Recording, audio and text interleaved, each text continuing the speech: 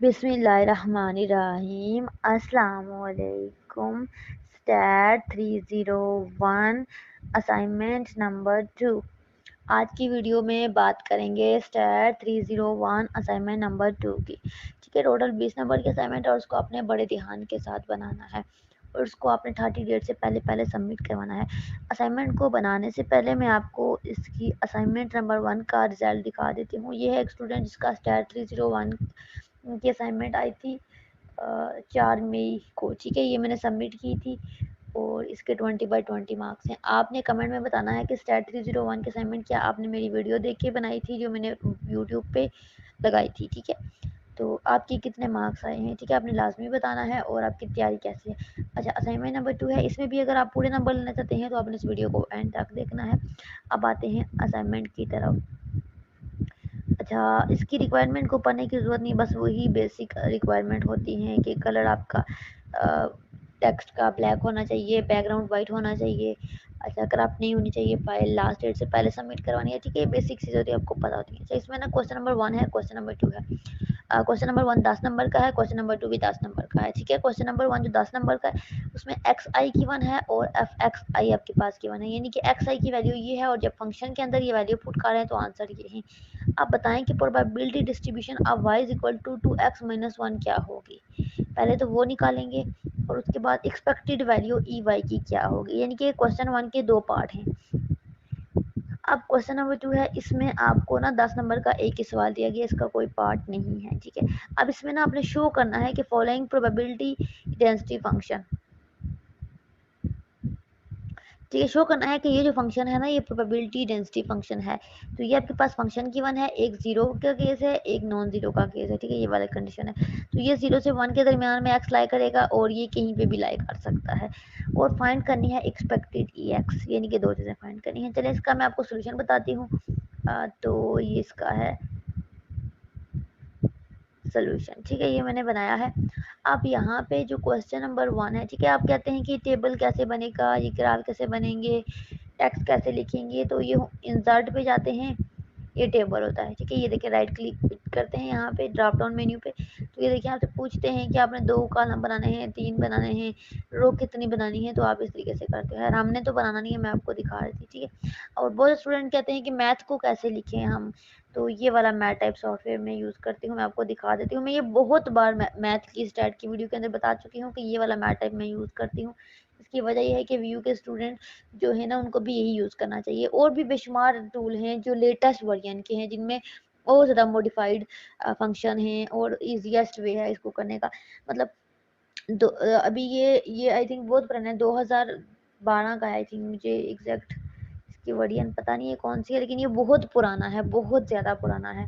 ठीक है, अब इसकी वजह ये है कि मैं ये क्यों यूज़ करती हूँ, मैं लेटेस्ट वर्जन क्यों नहीं यूज़ करती ऑनलाइन, क्योंकि आपके वीयू के एग्ज़ाम में यही यूज़ होता है और हम वीयू के कंटेंट बनाते हैं। तो मैं वही चीज़ प्रमोट करती हूँ, आप जिसको आप करें अगर, तो आपका टाइम वेस्ट ना हो, आपको बेनिफिट हो। इसका एक बेनिफिट ये है कि आपके एग्ज़ाम में ये यूज़ होगा, आपकी प्रैक्टिस हो जाती है।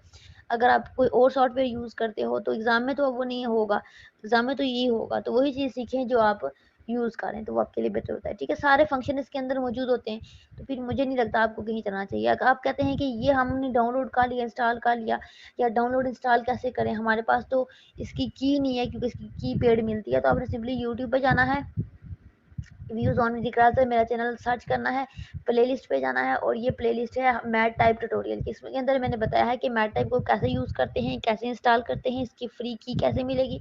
सारा 2-3 प्लेलिस्ट के अंदर वीडियोस हैं, उनको देखें और सीखें। और फिर स्टैट 301 के असाइनमेंट में स्टैट 301 के मैंने लेक्चर भी स्टार्ट किए थे, 2 लेक्चर बनाए, पर टाइम मैनेज नहीं हो सका। और चलें कोई नहीं, नेक्स्ट इंशाल्लाह स्टैट के मैंने ये जो लेक्चर सीरीज मैंने स्टार्ट की थी इसको मैं कंप्लीट करूँगी नेक्स्ट स्टूडेंट के लिए। अच्छा, यहाँ पे हम आज बात करेंगे असाइनमेंट के सोल्यूशन की, तो टू द पॉइंट बात करते हैं ताकि आपका टाइम भी वेस्ट ना हो। तो ये है इसका सोल्यूशन। पहले में आपने ना प्रोबेबिलिटी इसकी निकालनी थी। सबसे पहले ना अब प्रोबेबिलिटी आपके पास ना 1 होनी चाहिए, मैक्सिमम 1 से आगे ऑनवर्ड नहीं जाती। तो हमने सारी प्रोबेबिलिटी को सम किया, ठीक है, ये प्लस किया तो हमारे पास ये 1 आ गई है, देखें। तो हमने चेक किया तो हमने कहा यस ये वैलिड प्रोबेबिलिटी डिस्ट्रीब्यूशन है। ठीक है, अब हमें ना पार्ट 1 के अंदर कहा गया था कि y is equal to 2x-1 हो, तो 2 का मल्टीपल हो, ठीक है, और -1 हो। अब यहाँ पे आपको पता है 2 का मल्टीपल क्या होता है, 2 हो गया, 4 हो गया, 6 हो गया, 8 हो गया, 10 हो गया, 12 हो गया। तो उसमें से -1 करेंगे तो एक नंबर पीछे होगा, 2 से पीछे 1 होता है, 4 से पीछे 3 होता है, यानी कि 1, 3, 5, 7, 9 ऐसे नंबर आने चाहिए आंसर में जब हम x की वैल्यू पुट करेंगे तो y की वैल्यू, तो x की वैल्यू जब हमने 1 ली तो y की x की 1 2 3 4 ली तो y की 1 3 5 7 आ गई। ठीक है, मैं आपको बता रही हूँ। अब यहाँ पे इसको आप इसको ना 1 बाय 1 चारों वैल्यू को पुट करके भी कर सकते हो। अगर आप असाइनमेंट को लेंथी करना चाहते हो तो आप सारी वैल्यू को पुट करके टेबल में लिख सकते हो। मैंने डायरेक्ट लिख दिया कि बहुत माइनर सी कैलकुलेशन है, मुझे नहीं लगता इसको आप डिटेल में करो। Since the transformation is 1 to 1 the probability remain the same. ठीक है, अब 1 to 1 है, ठीक है, कोई भी रिपीट नहीं। 1 to 1 का मतलब है कि यहाँ से एक है, मतलब यहाँ पे अगर 1 है तो ये 1 यहाँ पे भी आ रहा है, तो ये वो 1 to 1 नहीं रहते, या दो नंबर इस लाइन में या इस लाइन में रिपीट हो रहे हों। ठीक है, एक्स वाली में 2 रिपीट हो रहे हो या वाई में, तो देखिए ये डिफरेंट है सारे और इधर सारे डिफरेंट है, तो इस वजह से ये 1 to 1 है। अब वाई आई है हमारे पास और पी वाई आई 1357 था। ठीक है, ये जो अभी निकाला है ये देखिए अभी, और प्रोबेबिलिटी इनकी क्या थी, गिवन थी ना, 0.2 0.3 0.1 0.4। ठीक है, ये प्रोबेबिलिटी आपको ऊपर ये वाली गिवन थी।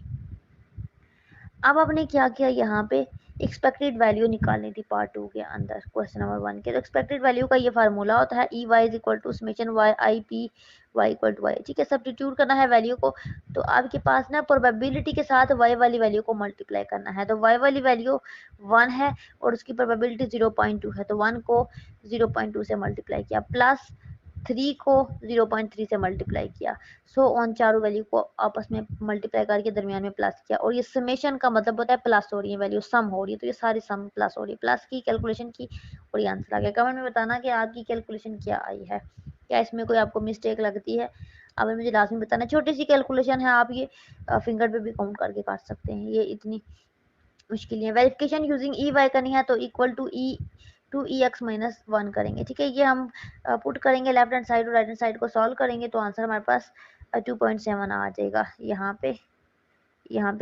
हाँ, यहाँ पे जब हमने किया तो 2.7 आ गया और यहाँ पे जब हमने किया तो 4.4 आ गया। ठीक है, probability distribution y equal to 2x minus 1 की हमने यहाँ पे दोबारा लिख दी कि ये आई और एक्सपेक्टेड वैल्यू ये आई y की। तो ये left hand side right hand side नहीं है, ये हमारे पास ये E Y is equal to ये चीज़ है, तो हमने ई एक्स की वैल्यू निकाली पहले और ई वाई की निकाली, तो ई वाई में ई एक्स यूज़ हो रहा था इसलिए हमने ई एक्स पहले निकाला, पुट कर दिया। ठीक है, ये चीज़ थी। ठीक है, यहाँ से हमने 4.14 निकाल लिया आंसर इसका। अब क्वेश्चन नंबर 2 के अंदर ये शो करना था कि प्रोबेबिलिटी डेंसिटी फंक्शन है, तो उसके लिए हमने ये कंडीशन लिखी इसकी सारी जो थी, एंड देन हमने इसमें वेरीफाई किया ये फंक्शन की इंटीग्रेशन की और लिमिट के यूज़ की जो थी हमारे पास 0 से 1 थी एक में और एक में एनीवेयर एल्स लिखा हुआ था। ठीक है, तो हमने इंटीग्रेट किया तो हमारे पास सॉल्व आउट करके आंसर 1 आ गया। तो हमने कहा since both condition are satisfied, ठीक है, F X is probability density function, यानी कि एफ एक्स हमारे पास प्रोबेबिलिटी डेंसिटी फंक्शन है। अब हमने एक्सपेक्टेड वैल्यू निकालनी है ई एक्स, तो हमारे पास का यहाँ पे for a continuous random variable ये, ठीक है, ये हमने निकाली सेम सेकंड की और हमारे पास ये आंसर आ गया था 1। ठीक है, ये भी 1 आ गया। ठीक है, इसका सोल्यूशन था असाइनमेंट का सी एस स्टैट 301 की। कोई मसला हो तो आप कमेंट में पूछ सकते हैं, मैं आपको गाइड कर दूंगी।